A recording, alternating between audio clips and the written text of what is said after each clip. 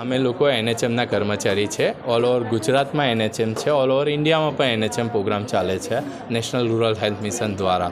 બરાબર, આ central government project ચલાવી રહી હતી. હવે ગ્રાન્ટના કંઈક ઇસ્યુ છે એટલે 6 થી 8 મહિનાથી અમને લોકોને સેલેરીમાં લેટ થઈ રહ્યું છે, પણ હવે તો ઓવર થઈ ગયું. આજે અમે લોકો રજૂઆત ઉપર કરી, ઘણી જગ્યાએ વાત કરી, અમારા અધિકારીએ પણ કરી, તો ગ્રાન્ટ આવી ગઈ. ગ્રાન્ટ આજે 8 તારીખને આવી છે, તેમ છતાં પણ આજે 22 દિવસ થવા છતાં પણ અમને સેલેરી મળેલ નથી. તો હવે રીઝન શું છે?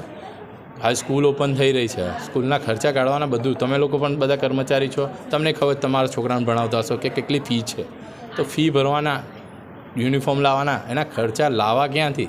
કારણ કે અમારે 6 મહિનાથી પ્રોબ્લેમ થઈ રહ્યો છે. તો આ સેવિંગ હવે યુઝ થઈ ચૂક્યું છે કે હવે અમારી પાસે કોઈ એક્સ્ટ્રા મની નથી કે અમે લોકો એવા નોર્મલ પગારવાળા છીએ કર્મચારી કે અમે કોઈ લોન પણ લેવા પાત્ર થઈ શકતા નથી.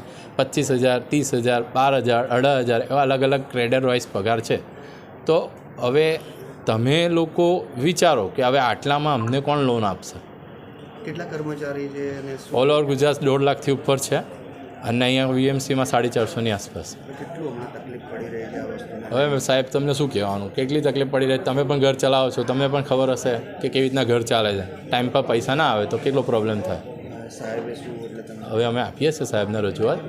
હવે અમને તમે રિલીવ કરો તો અમે ત્યાં જઈએ. તમારા ઉપર અધિકારી એ સપોર્ટ કરે છે. એમને પણ ગઈકાલે પણ 7 વાગ્યા લગીને બેઠા હતા, એમને પણ ઇન્ક્વાયરી કરી, પણ સિસ્ટમ નવી તો શું છે કંઈક તો જાણવું પડશે ને.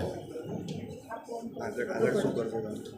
હવે અમે રજૂઆત છે ને કલેક્ટરમાં આપીશું, કમિશનરશ્રીને આપવાના છીએ. હમણાં કમિશનરમાં તો આવીને બેઠેલા છે. કમિશનરને, કલેક્ટરને એટલા માટે આપવાના છે કે જે આપણા સિટીનું અને ડિસ્ટ્રિક્ટનું પ્રેઝન્ટેશન સ્ટેટમાં આપતા હોય છે, તો અહીંના કર્મચારીની રજૂઆત એ લોકો કરી શકે. એ અમે ચેનલ વાઇઝ જઈ રહ્યા છીએ. આગળના ટાઈમમાં હવે આ વસ્તુ પગાર થાય નહીં તો આગળ તમે કઈ રીતે? હવે એના માટે તમે રજૂઆત કરીએ છીએ. હવે આગળ થાય ના તો કે થાય એ હવે તમારા થ્રુ હવે આગળ પુશ કરો તો અમારો રજૂઆત સક્સેસ જાય. મારું નામ પ્રતિકભાઈ શાહ છે, એનએચએમ સ્ટાફ.